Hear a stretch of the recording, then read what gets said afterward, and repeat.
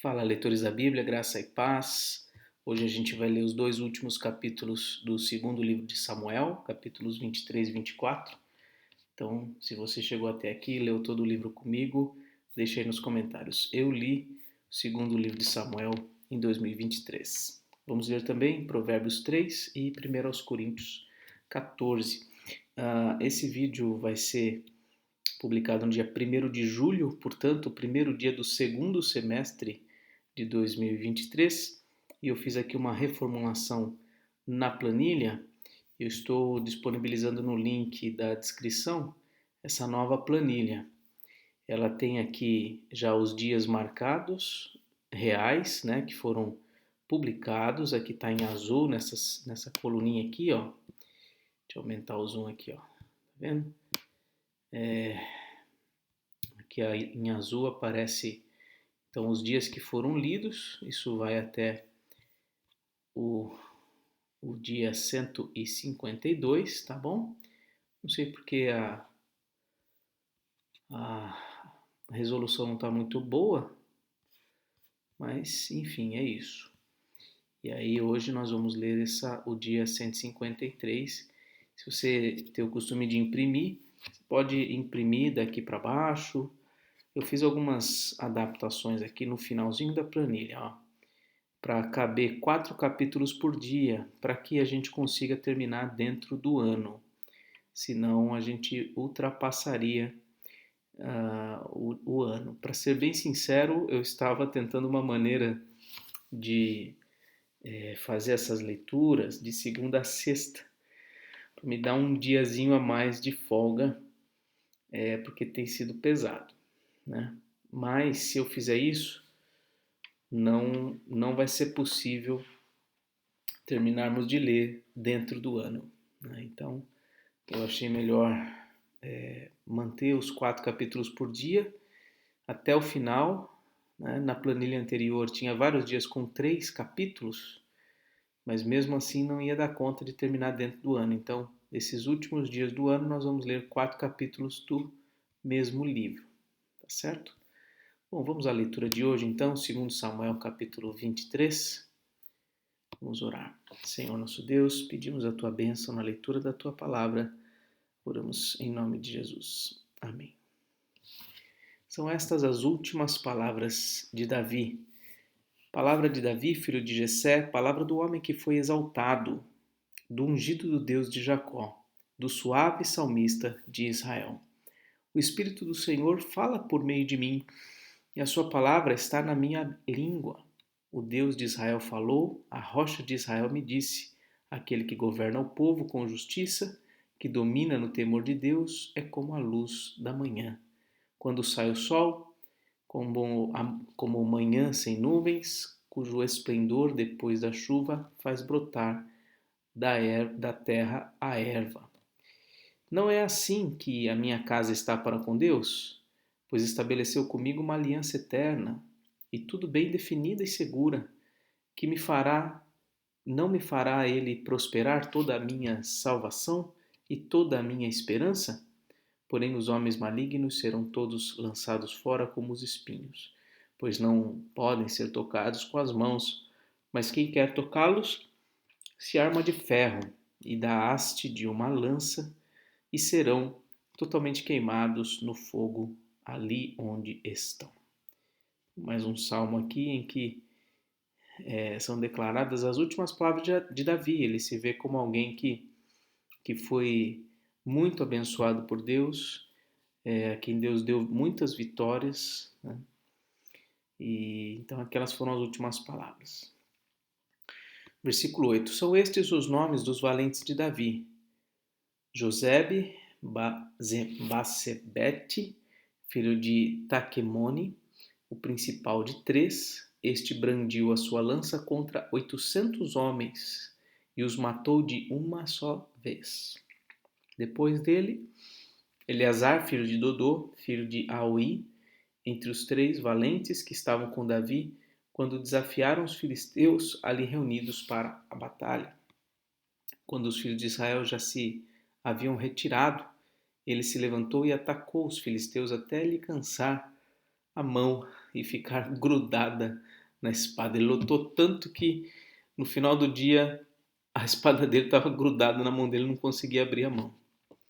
Naquele dia o Senhor efetuou grande livramento e o povo voltou para onde Eleazar estava somente para pegar os despojos. Depois dele vinha Sama, filho de Agé, o Aratita, quando os filisteus se juntaram em Lei. Hoje havia uma plantação de lentilhas e o povo fugia dos filisteus. Sama pôs-se no meio daquele terreno e o defendeu e o matou os filisteus. E o Senhor efetuou grande livramento. No tempo da colheita, 3 dos 30 chefes desceram à caverna de Adulão, onde Davi estava, e uma tropa de filisteus tinha acampado no vale dos Refaíns. Nessa época, Davi estava na fortaleza e a guarnição dos filisteus estava em Belém. Davi suspirou e disse: Quem me dera beber água do poço que está junto ao portão de Belém? Então aqueles 3 valentes romperam pelo acampamento dos filisteus, tiraram água do poço.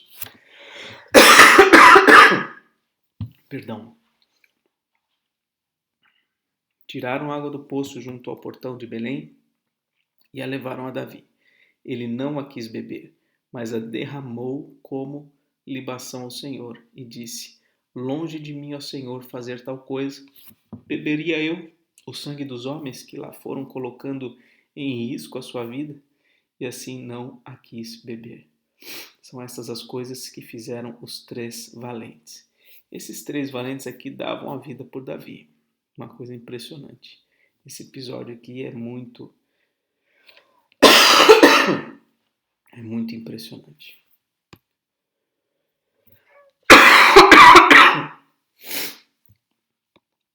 Também Abissai, irmão de Joabe, filho de Zeruia, era chefe de 30. Este, empunhando a sua lança, atacou 300 homens e os matou. E tinha nome entre os 3. Ele era mais nobre do que os 30 e se tornou chefe deles.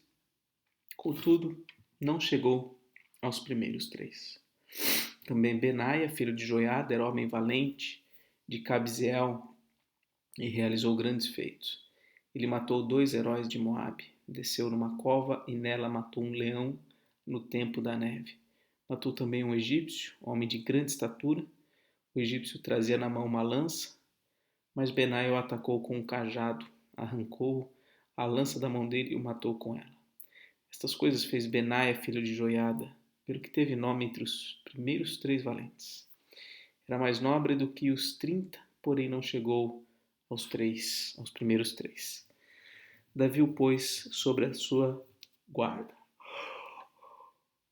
Entre os 30 figuravam Azael, irmão de Joabe, Elanã, filho de Dodô, de Belém, Sama, Arodita, Arodita, Elis, Pautita, Ira, filho de Iques, Tecoíta, Abiezer, Anotita, Mebonai, Uzatita, Zalmon, Aoita, Maarai, Netofatita, Elebe, filho de Baaná, Netofatita, Etai, filho de Ribai, de Gibá, dos filhos de Benjamim, Benaia, Piratonita, Idai, do ribeiro de Gaás, Abi, Albon, Arbatita, nomes difíceis, né? Com sono a gente fica ainda com mais dificuldade para ler, né? Essa é uma das funções também de ajudar na leitura. Não sei se às vezes eu ajudo ou se eu ainda complico mais a leitura, né? Mas vamos lá. Asmavete, Barumita, Eliaba, Salbonita, os filhos de Jazem, Jonatas, Sama, Aratita, Aião, filho de Sarar, Ararita, Elifelete, filho de Asbai, filho de Maacatita, Eliã, filho de Aitofel, Gilonita, Esrai, Carmelita, Paraim, Arbita, Igal, filho de Natã, de Zobá, Bani, Gadita, Zeleque Amonita, Naarai, Beerotita, o que carregava as armas de Joabe, filho de Zeruia, Ira e Trita, Jerebe e Trita, Urias Eteu, ao todo eram 37. Então esses eram o primeiro pelotão ali, os principais homens que lutavam com Davi. Mais uma vez a ira do Senhor se acendeu contra os israelitas e ele incitou Davi contra eles, dizendo: Vá e levante o censo de Israel e de Judá. O rei disse a Joabe, comandante do seu exército: Percorra todas as tribos de Israel, desde Dan até Berseba, e levante o censo do povo para que eu saiba o seu número. Então Joabe disse ao rei: Que o Senhor seu Deus multiplique este povo 100 vezes mais, e que o rei meu senhor o veja. Mas por que o rei meu senhor quer fazer uma coisa dessas? Então, esse capítulo aqui é um pouco complicado. Diz aqui que a ira do Senhor se acendeu contra o povo e o Senhor, ele, né, indicando aqui o Senhor, teria incitado então Davi contra o seu próprio povo, fazendo com que ele levantasse o censo de Israel e de Judá, para contar quantas pessoas faziam parte do povo. Né? E o levantamento do censo não é uma coisa despretensiosa, né? Naquele período, levantar o censo era para saber quantos homens de guerra tinham, qual, enfim, a capacidade, o poder bélico, né, do povo, enfim, tem informações sobre essas coisas. Né? E Joabe estranha que isso tivesse acontecendo, né? Por que quer fazer uma coisa dessas? Porém, a palavra do rei prevaleceu contra Joabe e contra os chefes do exército. Então eles saíram da presença do rei para levantar o censo do povo de Israel. Passaram o Jordão e acamparam em Aroé, à direita da cidade, que está no meio do vale de Gade. E foram a Jazer. Dali foram a Gileade e chegaram até Cádiz, na terra dos heteus. Seguiram Adã, Jaã e viraram-se para Sidom. Chegaram à fortaleza de Tiro e a todas as cidades dos heveus e dos cananeus, de onde saíram para o sul de Judá e Berseba. Assim percorreram toda a terra, e depois de 9 meses e 20 dias chegaram a Jerusalém. Joabe apresentou ao rei o resultado do recenseamento do povo. Havia em Israel 800.000 homens de guerra que puxavam da espada, e em Judá 500.000. Então, 800 com 500, né? 1.300.000 homens de guerra em Israel. Depois de haver recenseado o povo, Davi ficou com dor no coração. Ele disse ao Senhor: Cometi um grande pecado ao fazer o que fiz. Mas agora, ó Senhor, peço-te que perdoes a iniquidade do teu servo, porque fiz uma grande loucura. Quando Davi se levantou pela manhã, a palavra do Senhor veio ao profeta Gade, vidente de Davi, dizendo: Vai e diga a Davi, assim diz o Senhor: Eu lhe ofereço 3 opções, escolha uma delas, para que eu execute contra você.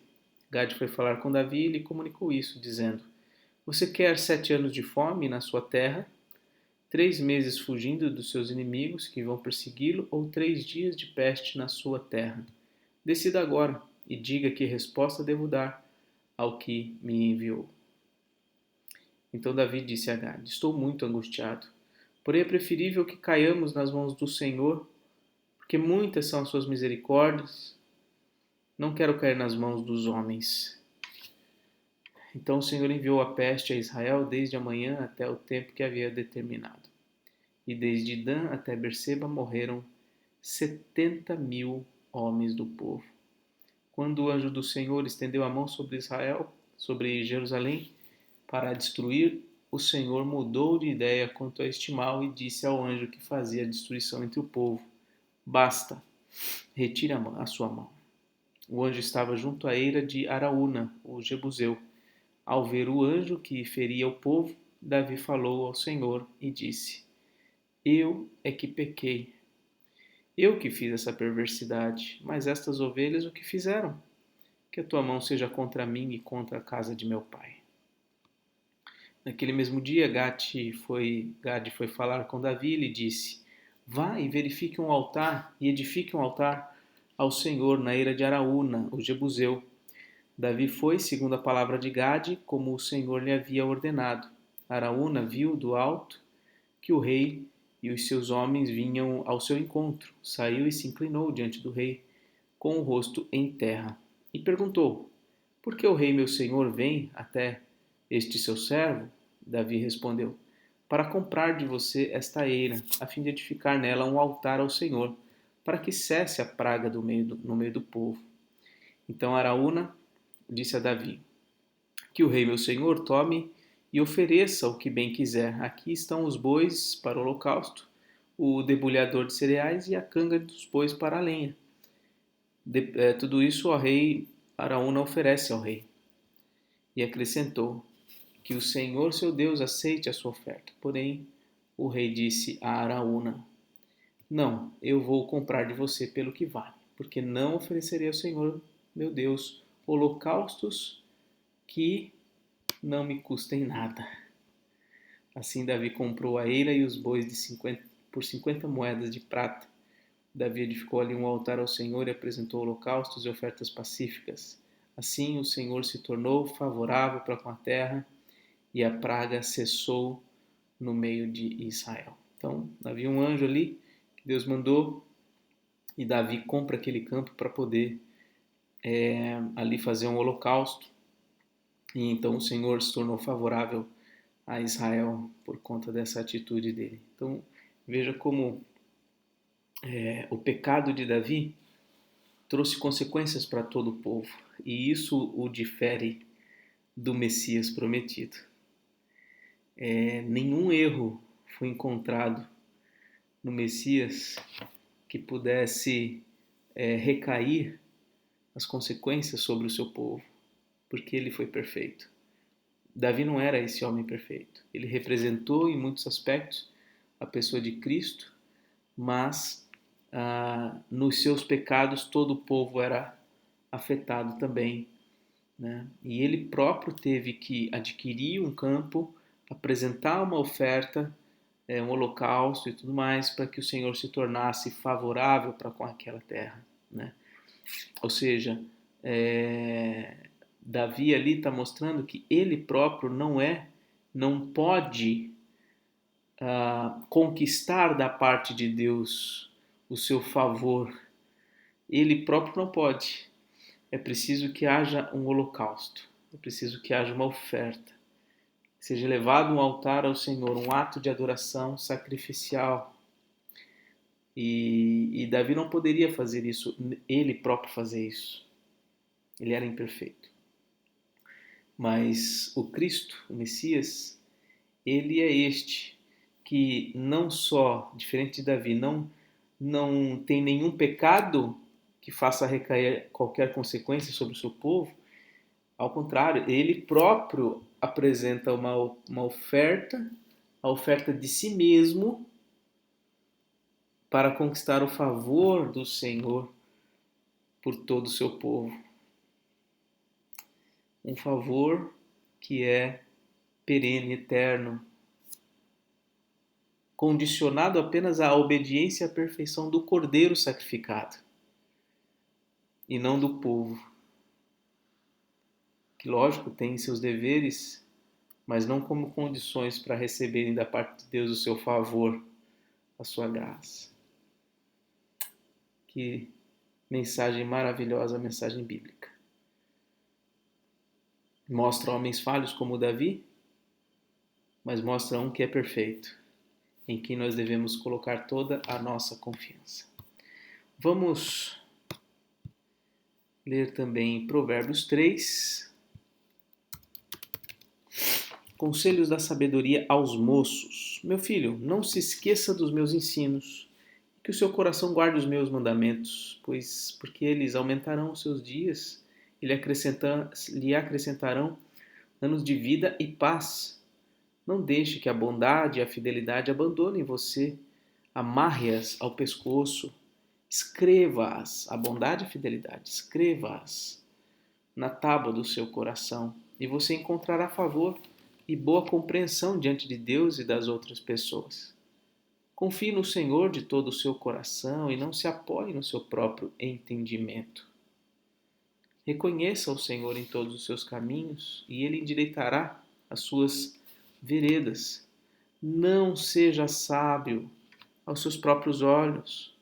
Tema o Senhor e afaste-se do mal. Isto será como um remédio para o seu corpo e refrigério para os seus ossos. Honre o Senhor com os seus bens e com as primícias de toda a sua renda, e os seus celeiros ficarão completamente cheios, os seus lagares transbordarão de vinho. Meu filho, não rejeite a disciplina do Senhor, nem se aborreça com a sua repreensão, porque o Senhor repreende a quem ama, assim como um pai repreende ao filho a quem quer bem. Feliz é quem acha a sabedoria, feliz é aquele que alcança o entendimento, porque o lucro que a sabedoria dá é melhor do que o lucro da prata, e a sua renda é melhor do que o ouro mais fino. A sabedoria é mais preciosa do que joias, e tudo o que você possa desejar não se compara a ela. Em sua mão direita ela oferece vida longa, na sua mão esquerda ela tem riquezas e honra. Os seus caminhos são caminhos agradáveis e todas as suas veredas são paz. Ele é árvore de vida para os que a alcançam, e felizes são todos os que a retêm. O Senhor, com sabedoria, lançou os fundamentos da terra, com inteligência estabeleceu os céus. Pelo seu conhecimento, os abismos se romperam e as nuvens destilam o orvalho. Meu filho, que estas coisas não se afastem dos seus olhos. Guarde a verdadeira sabedoria e o discernimento, porque serão vida para a sua alma e enfeite para o seu pescoço. Então você andará seguro no seu caminho e o seu pé não tropeçará. Quando se deitar, você não terá medo. Sim, você se deitará e o seu sono será tranquilo. Não temerá o pavor do repentino, nem a desgraça dos ímpios quando vier, porque o Senhor será a sua segurança, e ele não deixará que os seus pés sejam presos. Não deixe de fazer o bem aos que dele precisam, estando em sua mão o poder de fazê-lo. Não diga ao seu próximo, vai, volte mais tarde, amanhã eu terei algo para dar, se você tem isso em suas mãos agora.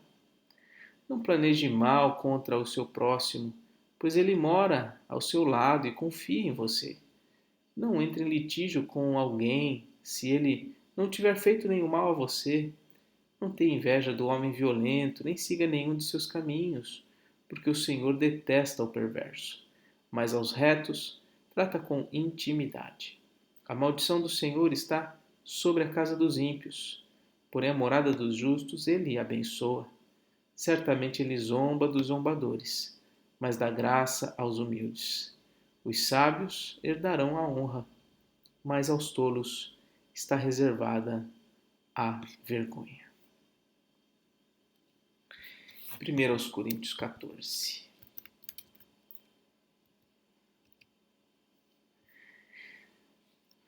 Se não me engano, esse é o último capítulo que fala sobre os dons. Capítulo 11 ele falou sobre a divisão, o problema da divisão na igreja. E ele tratou disso falando da ceia.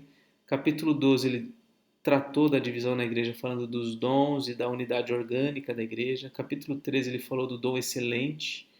E agora o capítulo 14 ele vai falar do dom de profecia como sendo então superior ao de línguas. Vamos ver aqui a argumentação dele. Sigam o amor e procurem com zelo os dons espirituais, principalmente o de profetizar. Vocês querem procurar dons, querem desenvolver dons, então busquem desenvolver o dom da profecia. Pois quem fala em línguas não fala para as pessoas, mas fala para Deus. Ninguém o entende, pois por meio do Espírito fala mistérios. Mas o que profetiza fala para as pessoas, edificando, exortando e consolando. O que fala em línguas a si mesmo edifica, mas o que profetiza edifica a igreja.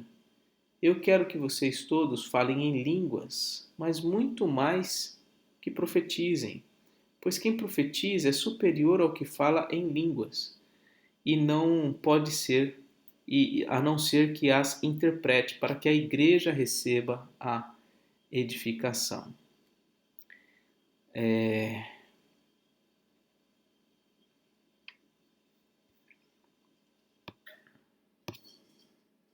Acho que não vai aparecer aqui.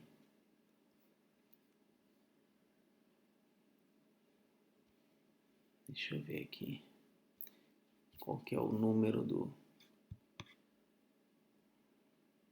1100, acho que não vai aparecer aqui.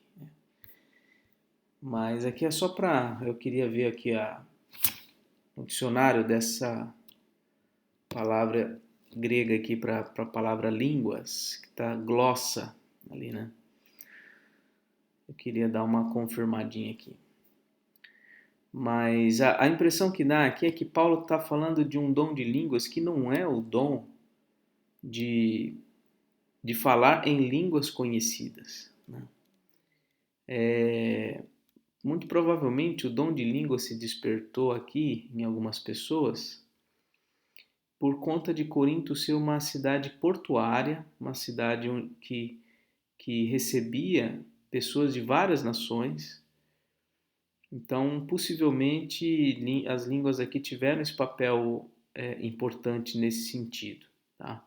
O que faz aqui, né, a gente estranhar um pouco essa questão aqui, ó, de que quem fala em língua não fala para as pessoas, mas fala para Deus.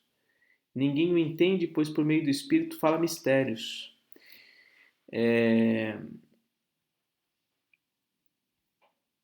Aqui eu acredito que a gente não deva entender que ninguém o entende, ninguém absolutamente, entendeu?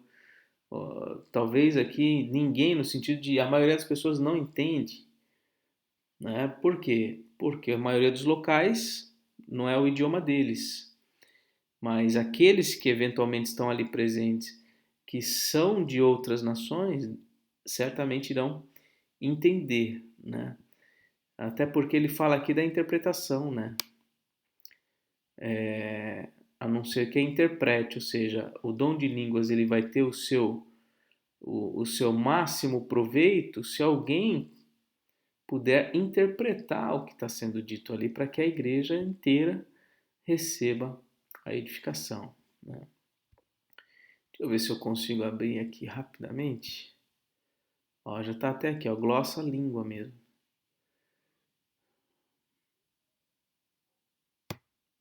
Aqui, ó. Ó, essa é a palavra grega traduzida por língua. E olha aqui o dicionário, ó. Língua, linguagem, dialeto. Então a palavra que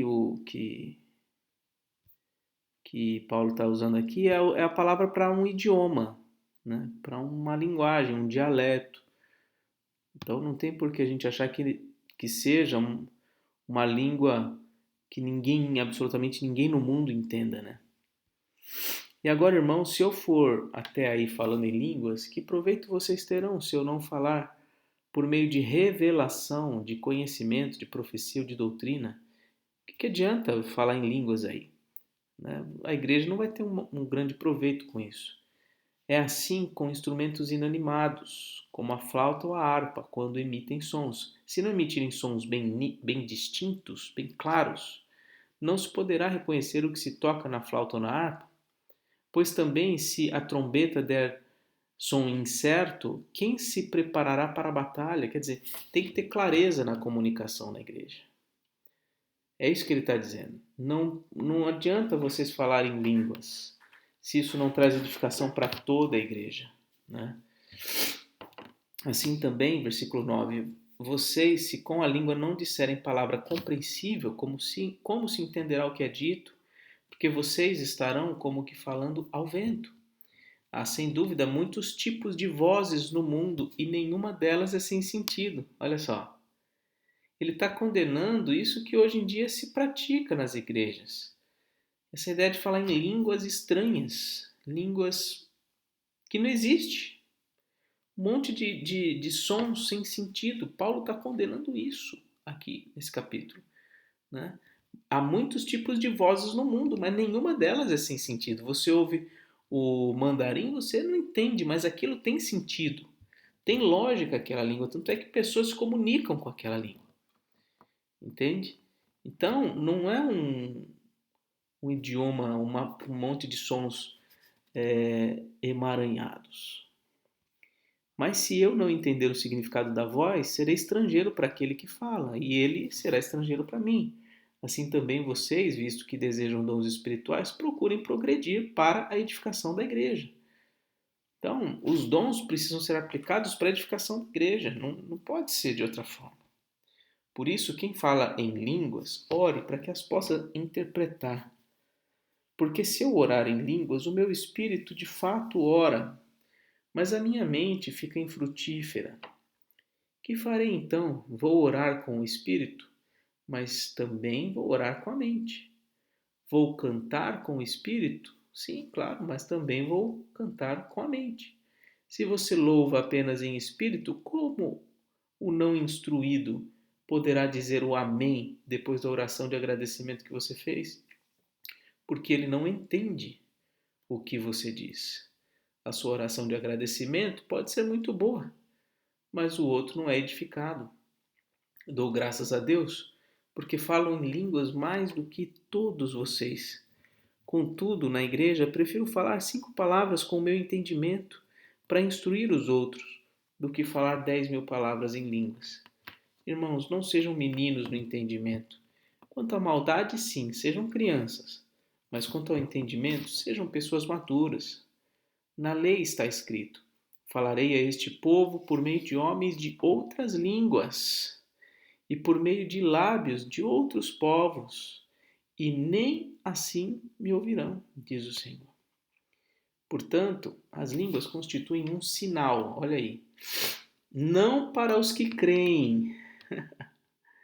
Olha como Paulo está aqui claramente combatendo o entendimento atual da maioria das igrejas evangélicas no Brasil.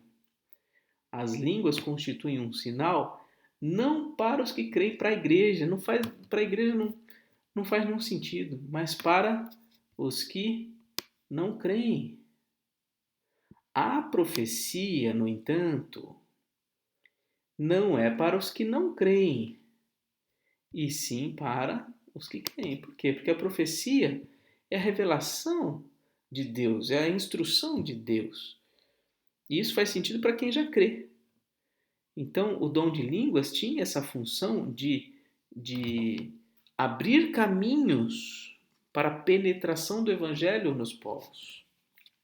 Assim, se toda a igreja se reunir no mesmo lugar e todos se puserem a falar em línguas, no caso de entrarem pessoas não instruídas ou não crentes, será que não vão dizer que vocês estão loucos?